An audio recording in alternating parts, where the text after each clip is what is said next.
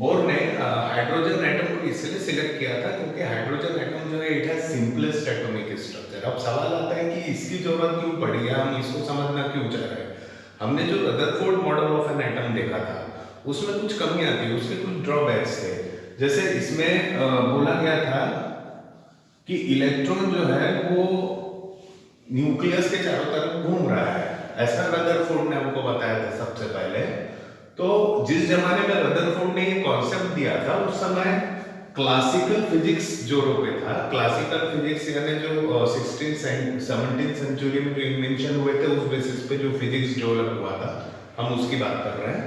तो according to classical physics कोई भी चार्ज अगर एक्सीलरेटेड है तो वो चार्ज स्पाइरल पाथ में मूव होता है, मतलब इट लूजेस एनर्जी कंटिन्यूअसली। कहने का मतलब ये जो इलेक्ट्रॉन है ये इलेक्ट्रॉन सर्कुलर ऑर्बिट में न घूमते हुए स्पाइरल पाथ में घूमेगा और यह आखिरी में गिर जाएगा, टपक जाएगा न्यूक्लियस के ऊपर।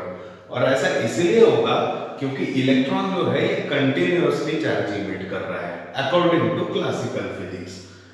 कहने का मतलब अगर ऐसा है तो इसका मतलब electron is one of the most unstable thing.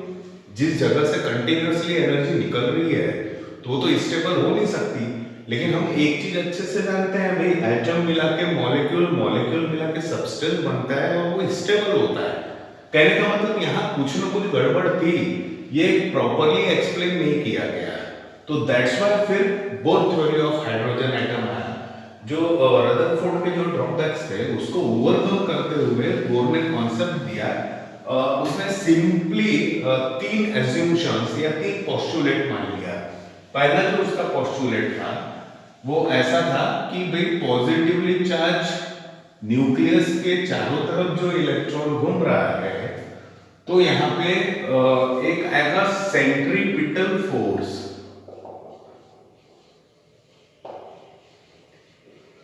Centripetal force होता है जो कि along radius toward centre act करता है, एक पार्टिकल के ऊपर जो परफॉर्म कर रहा हो सर्कुलर मोशन। हम लोग सेंट्रीपिटल फोर्स का मैं यहाँ पे फॉर्मूला लिख रहा हूँ mv²/r। हमारे सिलेबस में ये प्रूफ है, हम लोग इस सेंट्रीपिटल फोर्स को प्रूफ करने वाले हैं, इसके बारे में अच्छा खासा डिस्कशन करने वाले हैं। अभी हमको जरूरत है उसके फॉर्मूले की। तो हम मान लेते हैं कि सेंट्रीपिटल फोर्स का फॉर्मूला mv²/r ये है। कैसे है हम लोग देखेंगे जब हम लोग सर्कुलर मोशन नाम का टॉपिक पढ़ाई करेंगे, उसके बारे में जब हम डिस्कस करेंगे तब। तो ये जो सेंट्रीपिटल फोर्स है it is equals to electrostatic force. ये इसका पहला एज्यूमशन हुआ। अब इलेक्ट्रोस्टैटिक फोर्स के बारे में हम लोगों ने अभी थोड़ी सी जानकारी ली है। It is according to Coulomb's law and इसका वैल्यू होगा 1/4 पाई एप्सिलॉन 0 e²/r²। यहाँ पे प्लस ही मैं चार्ज ऑन न्यूक्लियस मान ले रहा हूँ, minus he charge on electron मान ले रहा हूँ। मतलब जो दो चार्ज मान लेता था Q1 Q2 उसकी जगह मेरे को E इंटू E यानी E² लेना है। तो ये हो गया पहला पोस्टुलेट। पहला पोस्टुलेट इसमें जो बोर ने बोला electron around the nucleus circular orbit में घूमेगा और ये घूम इसलिए रहा है क्योंकि necessary centripetal force is equals to electrostatic force of attraction between positively charge nucleus and negatively charge electron. ये हो गया इसका पहला पोस्टुलेट। दूसरे पोस्टुलेट में हम लोग आते हैं, एक टर्म आती है मोमेंटम, हमने समझा है। हम लोग बात कर रहे हैं एंगुलर मोमेंटम की। एंगुलर मोमेंटम का जो फॉर्मूला है इट इज mvr।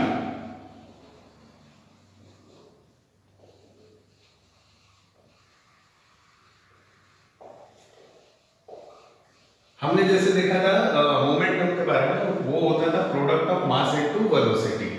यहाँ पे m into v into r, r is the radius of the circle. तो दूसरे पोस्टुलेट में ही सेज दैट कि इलेक्ट्रॉन उस ऑर्बिट में अगर घूम रहा है जिसके लिए angular momentum is an integral multiple of h by 2 pi है। n क्या है? n एक इंटीजर है, h जो है ये प्लैंक्स कांस्टेंट है। इसके बारे में हम लोग मैक्स प्लैंक की क्वांटम थ्योरी के बारे में पढ़ेंगे। प्लैंक्स कांस्टेंट जिसमें कि जिसमें कि एनर्जी को पैकेट मतलब कंटिन्यूअस नहीं माना गया था, एनर्जी के पैकेट्स होते हैं ऐसा माना गया था। ये वहां का कांस्टेंट है, अभी के लिए एक कांस्टेंट है ना।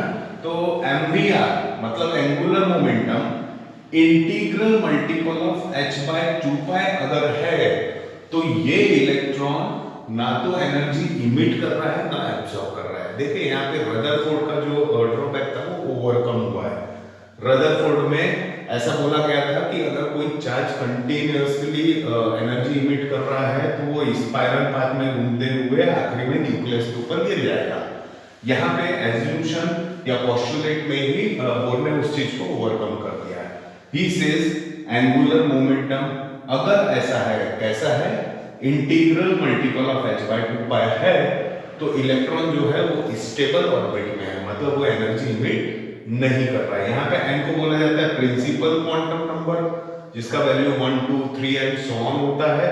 h is the Planck's constant, हम पढ़ेंगे इसके बारे में। और ये वाला कॉन्सेप्ट जो है इसको ये भी बोला जाता है कॉन्सेप्ट ऑफ स्टेबल ऑर्बिट।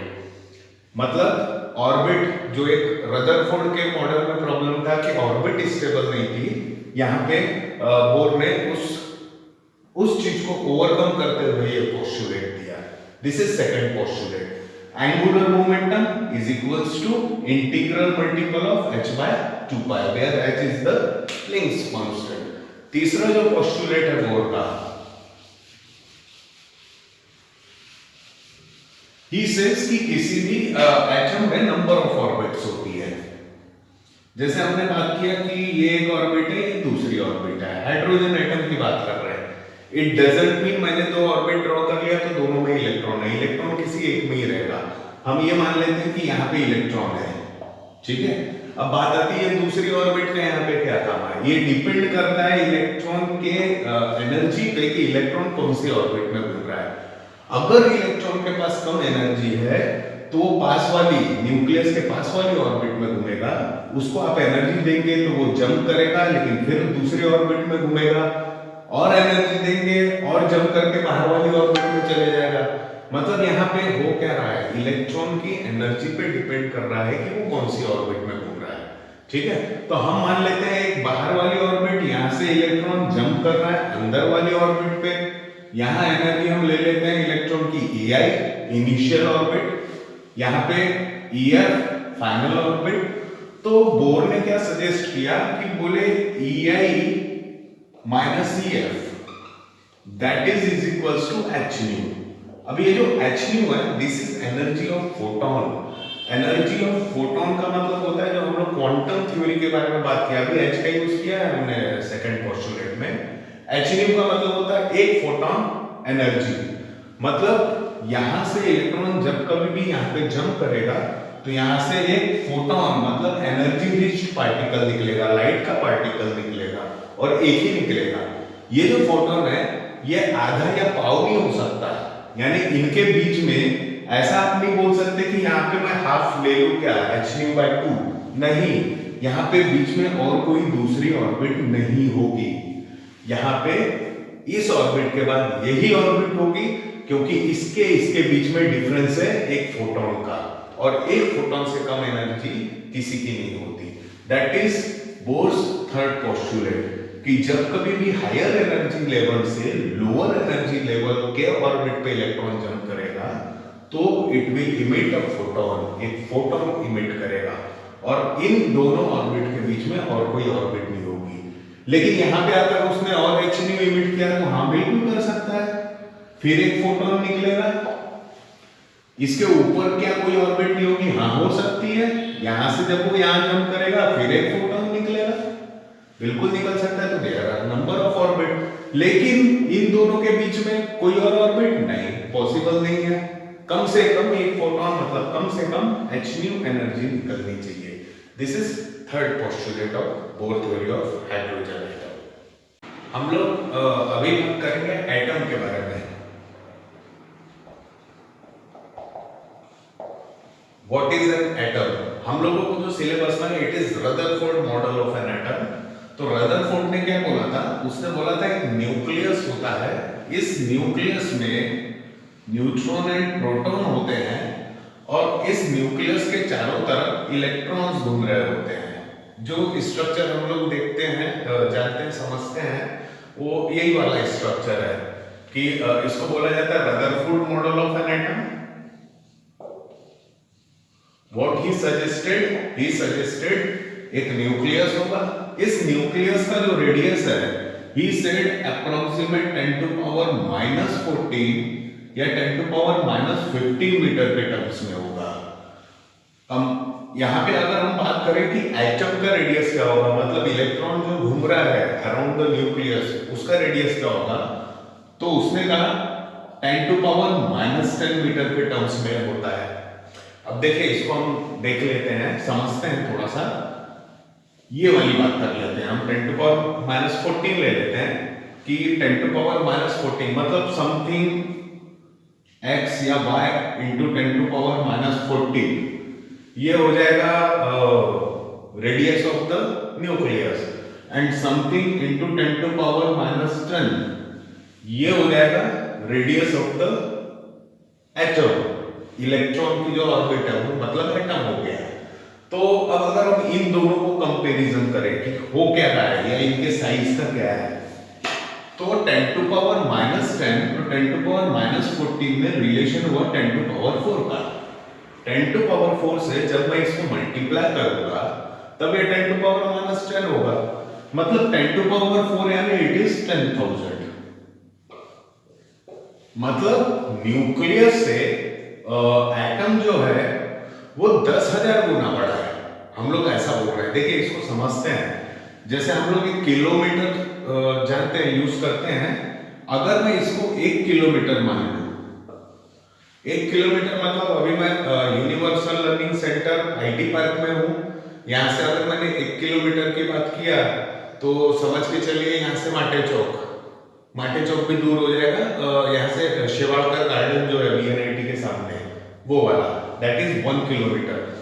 मतलब यहां से वीएनआईटी शेवाड़कर गार्डन, ये इतना बड़ा न्यूक्लियस है। अब एटम का जो रेडियस है इट इज 10,000 किलोमीटर। हमारे अर्थ का जो रेडियस है इट इज अराउंड 6400 किलोमीटर। मतलब अगर मैं न्यूक्लियस को यहां से लेकर वीएनआईटी तक का मान रहा हूं, तो एटम का जो रेडियस है वो अर्थ के रेडियस से 2.25 गुना, मतलब अर्थ से भी बड़ा है। आप इमेजिन कीजिए, यहां से वीएनआईटी 1 किलोमीटर और अर्थ के करीब 2.25 गुना बड़ा, या हम उसको डबल ले लेते हैं, 2 गुना बड़ा। अर्थ का डबल इतना बड़ा साइज होगा किसका? एटम का। मतलब साइज की अगर हम बात करें तो nucleus is very small as compare to whole atom, यानी पूरे एटम के कंपैरिजन में न्यूक्लियस जो है ये बहुत ही छोटा है। न्यूक्लियस अगर 1 किलोमीटर का है तो पूरा एटम 10,000 किलोमीटर का होगा। ये बताया रदरफोर्ड ने। अब इसके हम मास में आते हैं। जैसे अगर हम मास के बारे में बात करें कि मास का क्या है, तो कई जगह आपने सुना होगा electrons are of negligible mass. Electron जो है उनका मास निग्लेक्ट किया जाता है। कैसे क्या? हम लोग जो न्यूट्रॉन या प्रोटॉन के बारे में बात कर रहे हैं, इस न्यूट्रॉन और प्रोटॉन का जो मास है ये समथिंग इनटू 10 टू पावर -27 होता है। मतलब वही 10 टू पावर -27 के ऑर्डर में। और इलेक्ट्रॉन की अगर बात करें, इलेक्ट्रॉन का मास क्या होता है, तो it is something into 10 to power -31। मतलब फिर अगर इन दोनों को कंपेयर करूं मैं, तो 10 टू पावर 4 का रिलेशन आ जाएगा। 10 टू पावर 4 को अगर मैं यहां मल्टीप्लाई करता हूं तब ये मिलता है। कहने का मतलब अगर एक इलेक्ट्रॉन को मैं 1 केजी का मान लेता हूं, तो एक प्रोटॉन या एक न्यूट्रॉन जो है इट इज अराउंड 10,000 केजी। कहने का मतलब 10 टन। एक इलेक्ट्रॉन आपको दे दिया 1 किलो का है, घर लेके जाइए, आप बिल्कुल अपने बैग में भर के लेके जा सकते हैं। लेकिन एक प्रोटॉन पकड़ा दिया मतलब 10 टन का, तो कम से कम आपको एक ट्रक हायर करना पड़ेगा कि 10 टन आपको घर लेके जाना है। तो this is the difference between mass of a electron and proton या न्यूट्रॉन। प्रोटॉन और न्यूट्रॉन का जो मास है इट इज 10,000 kg, इलेक्ट्रॉन का मास अगर 1 kg है तो this is difference between mass. इसलिए हम लोग बहुत जगह बोलते हैं electrons are of negligible mass, क्योंकि इलेक्ट्रॉन को हम लोग कंपैरिजन कर रहे होते हैं न्यूट्रॉन एंड प्रोटॉन से। जब हम एटॉमिक स्ट्रक्चर पे जाते हैं तो हम न्यूट्रॉन, प्रोटॉन एंड इलेक्ट्रॉन ये वाली बात करते हैं, तो इनके कंपैरिजन में ये कभी भी नेग्लिजिबल मास का है। अगर आप 10,000 किलो कोई चीज का लेने जा रहे हैं तो 1-2 किलो इज निग्लेक्टेड, आप कभी ध्यान नहीं देंगे 1-2 किलो का क्या, 5-10 किलो का भी नहीं देंगे आप ध्यान। तो this is about the mass. Mass का जो डिफरेंस है, इलेक्ट्रॉन जो है इट इज नेग्लिजिबल। तो नेग्लिजिबल क्यों है? क्योंकि उसके कंपैरिजन में न्यूट्रॉन और प्रोटॉन का मास ज्यादा है, ये वाला उसका डिफरेंस है।